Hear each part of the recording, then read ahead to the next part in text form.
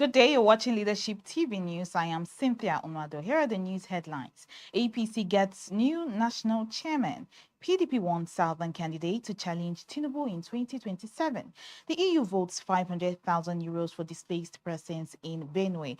13 students injured in Kebbi crash.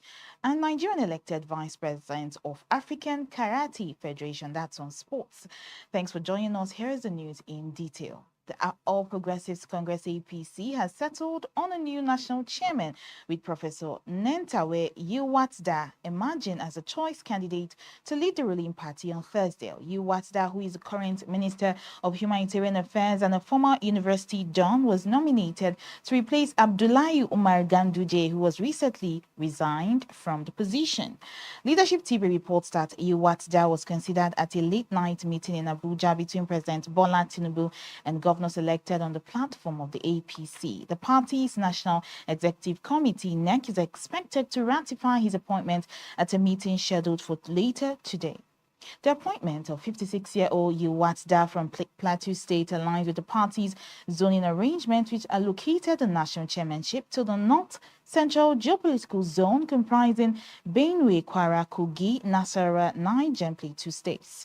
Professor Yiwatda was the governorship candidate of the APC in Plateau State in the 2023 elections. Although he lost the election to the candidate of the People's Democratic Party, PDP, President Tinubu later named him the Minister of Humanitarian Affairs. The founding fathers of the People's Democratic Party, PDP, have urged the party's leadership and stakeholders to adopt a strategy that would produce the party's 2027 presidential candidate from the southern part of Nigeria. The candidate was nominated, or rather the candidate so nominated will challenge President Bola Tinubu of the All Progressives Congress and candidates of other political parties in the 2027 presidential election.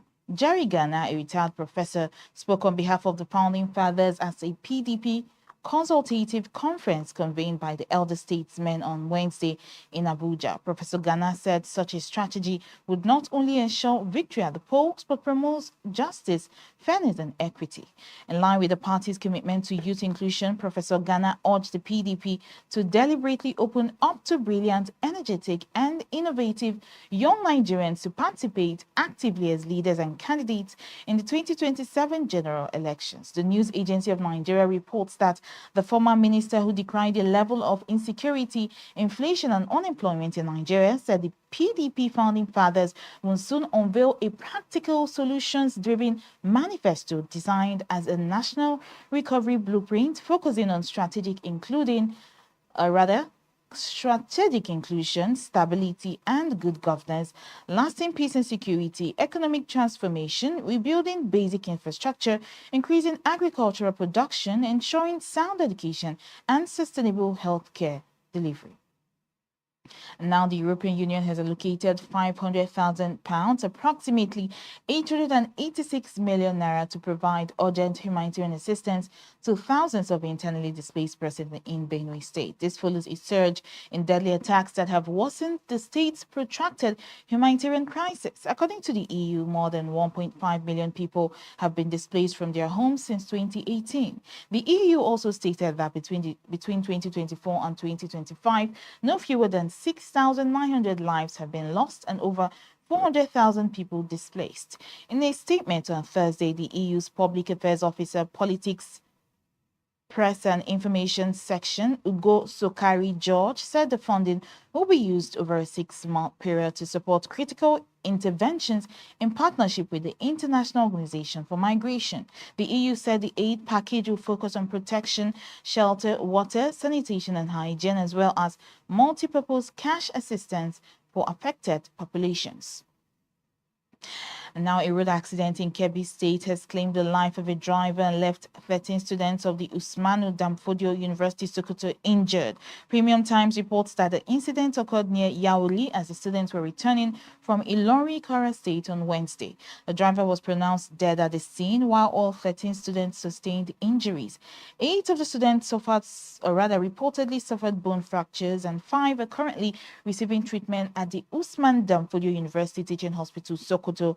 In response to the crash, Governor Abdulrahman Abdulrazak of Kwara State has directed the immediate release of 5.25 million naira to cover the medical expenses of the 13 students reportedly of Kwara origin.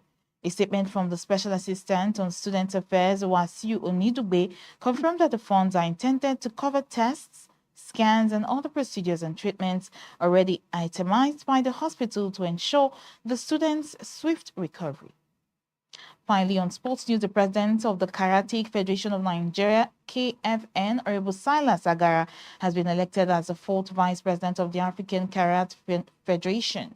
The KFN president emerged victorious during the General Assembly held on Wednesday evening at the Abuja Continental Hotel, defeating his Congolese opponent, Mr. Freddy Kombo, with a vote tally of 20-11 in a closely contested election.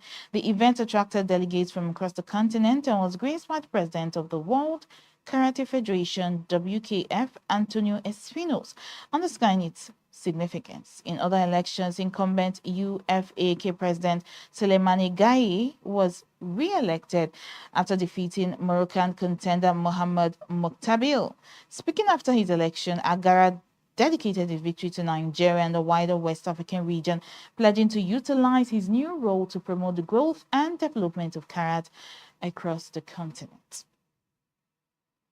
And that's all the news we have for you on Leadership TV. For more of our news stories, you can log on to our website, www.leadership.ng. Thanks for watching. Be part of our brand.